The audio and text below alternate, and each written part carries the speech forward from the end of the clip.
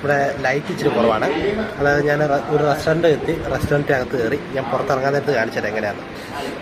നല്ല lighting setup നല്ല അടിപൊളിയാണ്. മിന്നിത്തിളങ്ങുന്ന ലൈറ്റ്. പിന്നെ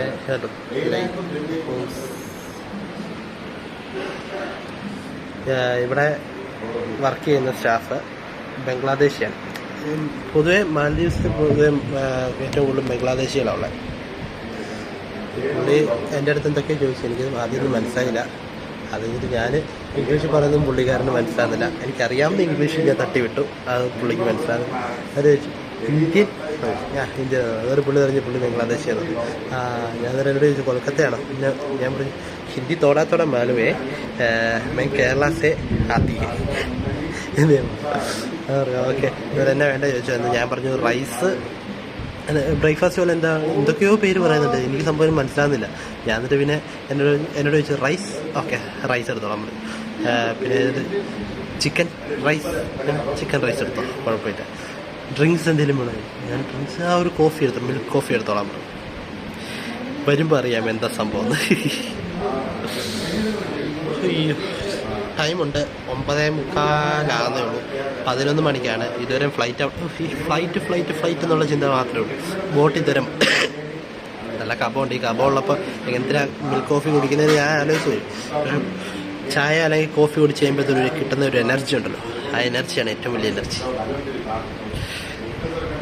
നമ്മുടെ ഫുഡ് വന്ന് ബിരിയാണി പോലെ ഫ്രൈഡ് റൈസ് പോലെ. അതിനകത്ത് മുട്ടയുണ്ട്, ബുൾസൈ പാക്കേജ് ചെയ്ത്, കുറച്ച് വെജിറ്റബിൾ സലാഡ്. സ്പൂണെടുത്ത് ആദ്യം പിടിച്ച്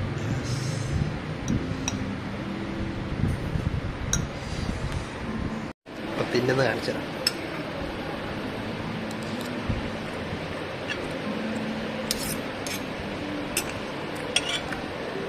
അല്ല കേട്ടോ,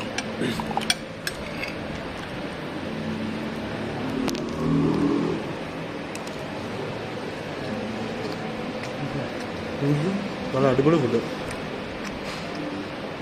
ഒന്നുകൂടെ ഓർഡർ ചെയ്യേണ്ടി വരുമോ? എനിക്ക് ഇഷ്ടപ്പെട്ടു.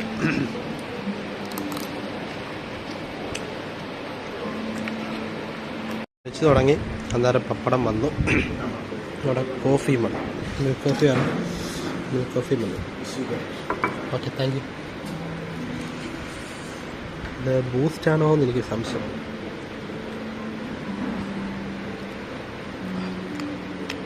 നല്ല കയ്പ്.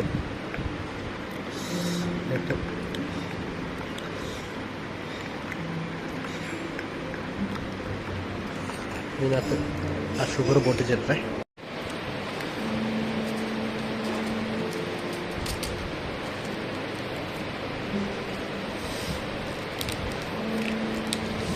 പഞ്ചസാര അധികം കഴിക്കുന്നത് നല്ലല്ല അറിയാം, പക്ഷെ ഭയങ്കര കയ്പാണ്.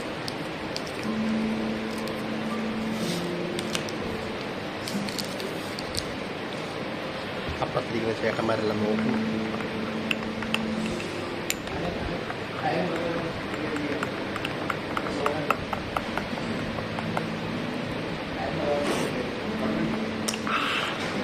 അടിപൊളി.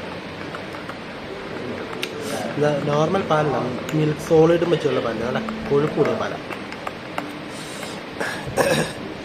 ഇനി അവിടെ ഇരിക്കട്ടെ, നമുക്ക് നമ്മുടെ കഴിപ്പ് തുടങ്ങാം. ഓക്കെ, അപ്പം കഴിച്ച് കഴിഞ്ഞ് ഫ്രീ ആയിട്ടിരിക്കുമ്പോൾ കാണാം. ഇത് നമ്മൾ ഫുഡ് കഴിച്ച് ഹോട്ടലിൽ ചെറുതായിട്ട് മഴയൊക്കെ തൂടാൻ തുടങ്ങി. മഴ നല്ലപോലെ പെയ്യുന്നതിന് മുമ്പ് നമ്മുടെ ഫെറിയുടെ അടുത്ത് പോയി നിൽക്കാം, ഹാർബറിൽ. എന്നിട്ട് അവിടെ പോയി എൻക്വയറി ചെയ്യണം എങ്ങനെയാണ്, എന്താണ്, എപ്പോഴാണ് എന്നൊക്കെ.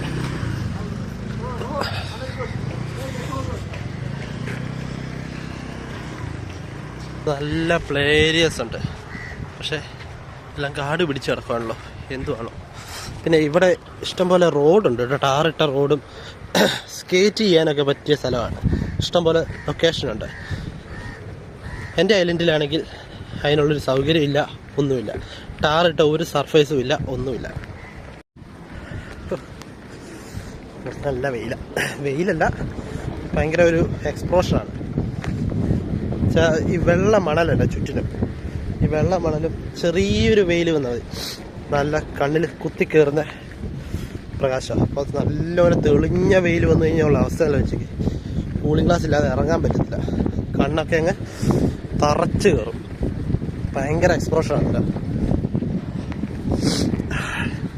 ജലദോഷം. മഴ തൂളി തുടങ്ങുന്നുണ്ട്. ഞാനിപ്പം അവിടെ നിന്ന് ഇറങ്ങി ഇവിടെ എത്തിയപ്പോഴത്തേന് സാറ് അവിടെ നിന്ന് അനിത് വിളിച്ചായിരുന്നു. സാറ് പറഞ്ഞു ഹെവി മഴയാണ് അവിടെ. അല്ലെങ്കിൽ ചിലവർ ഓരോന്ന് മാറി കഴിയുമ്പോൾ ഐശ്വര്യം വരും എന്ന് പറയുന്നില്ല.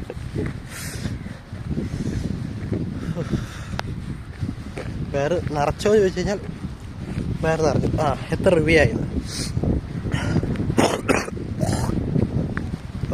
110 രൂപയായി മൊത്തം. 110 രൂപയായി. റൈസ്, എഗ്ഗ്, അതിനോട് രൂപ വെള്ളം, ചായ. 110 രൂപ എന്ന് പറയുമ്പോൾ നിയർലി ഒരു 500. നാട്ടിലെ ഒരു 500 രൂപ അടുത്തായി.